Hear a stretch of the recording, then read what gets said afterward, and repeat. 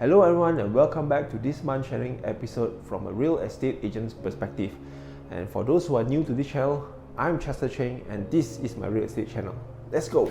Now before we begin, according to the YouTube analysis, I am surprised to find out that 90% of the audience that are watching this channel is still unsubscribed yet. I appreciate if you can take a few seconds of your time to click onto the subscribe button and also click onto the bell icon so you won't miss all my future uploads. And if you're watching this video from other social media network, you can find my channel in the YouTube search bar by typing Chester Cheng Real Estate.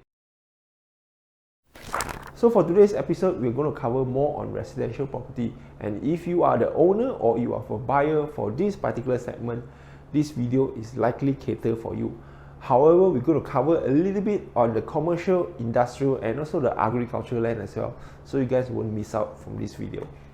Now as for the residential property in Malaysia, especially in KL and Selangor, prices are shooting up left, right and center. Honestly, I don't know why, mostly because of supply and demand, but I guess we are looking at a very strange time we are living in. Now from a real estate agent perspective, from the groundwork I'm covering, all the house viewing, meeting the vendors and meeting the buyers. So what I found out is most of the sellers are now currently asking a much higher premium as compared to 2-3 months ago. Now, why this is happening? Likely is because to supply and demand, but that also subject to the type of property.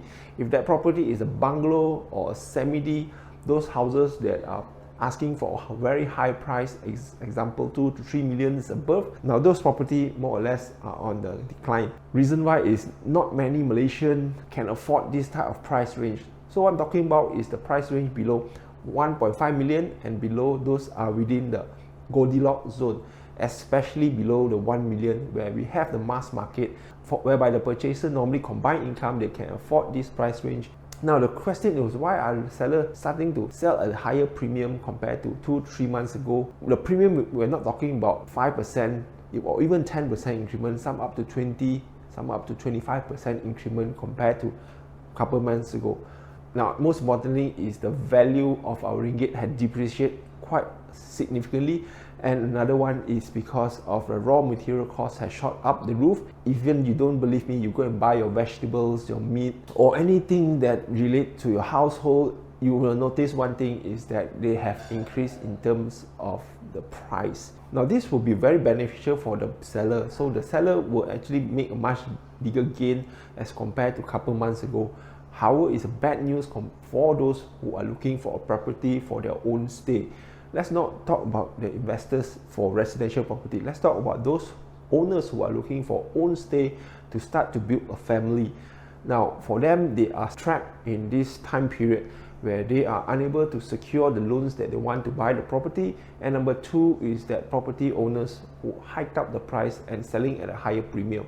Now, this is happening all over, especially in the United States and Europe as well. Now the previous video which I'm going to share right above here, I did mention that prices in America have started to dip, but in fact lately I checked the news, they are not coming down at all. By right, those who are listening who are in economics, you will know that whenever the federal bank increase the interest rate, the property price will always goes on the reverse trend. But for strange reason, we are living in a twilight zone. Everything is gone haywire, mainly because other issues that we're just recovering from the pandemic, and also not only that, we have an external war which is on the Europe side, and also we have a very bad supply chain issue because of China. They are locking down left, right and center, and thus affect the raw material costs shot up the roof everywhere. So again, when it comes back to if you are the seller, this will be a perfect time for you to sell a house because you likely gain a much higher premium. Now for those who are hunting for a house to build a family for own stay, honestly you are in a tight situation right now. Whether should you pay the premium or should you wait for another 2 to 3 years? Honestly, I cannot even give you a prediction of what is going to happen for myself, not to mention you. So you have to do your own due diligence whether you should or should not go for the route. If you're buying for own stay, honestly I still believe that there's no right or wrong. It's pretty much up to you. Now, if you're buying for investment, screw it. This is a bad timing for you, especially a residential property. So now let's touch a bit on commercial property, whether you should sell your property or you should buy a commercial property.